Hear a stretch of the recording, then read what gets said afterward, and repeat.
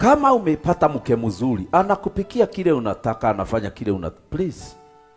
Huyu mwanamke, Biblia inasema, uende mbele ya watu umusifu. Hivi ndivyo inasema. Enda mbele ya watu kwa gate, umusimu mwanamke mwema. Hiyo ni Proverbs 31. Ikimalizia inasema, mwanamke kama huyo bwana yake anamsifu publicly. Kwa sababu unajua mwanamke kuwa mzuri ni kugeria, ni kujaribu. Hawakuagi wazuri. Okay, hawakuagi wazuri.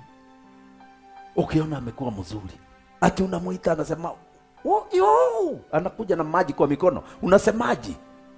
Anakutii, unamwambia chai, anakuambia dakika moja, analete.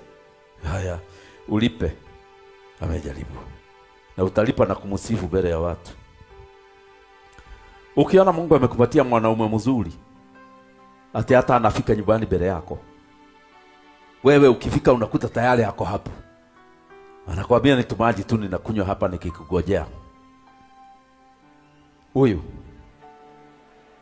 Mnajua wanaume hawakuagi wazuri. Huyu wako amejaribu sana. Huyu. Sijui utamfanya nini. Bwana Yesu asifiwe.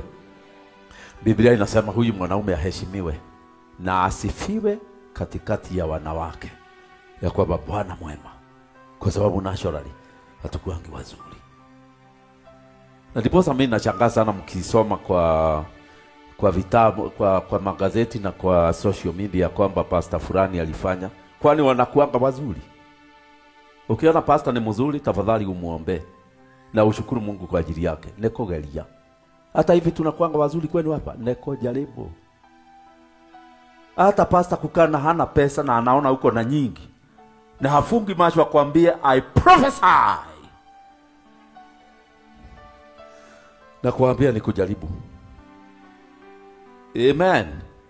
No one is. So sasa kuna watu natakana upende, kwa sababu at least wamejaribu. Amen.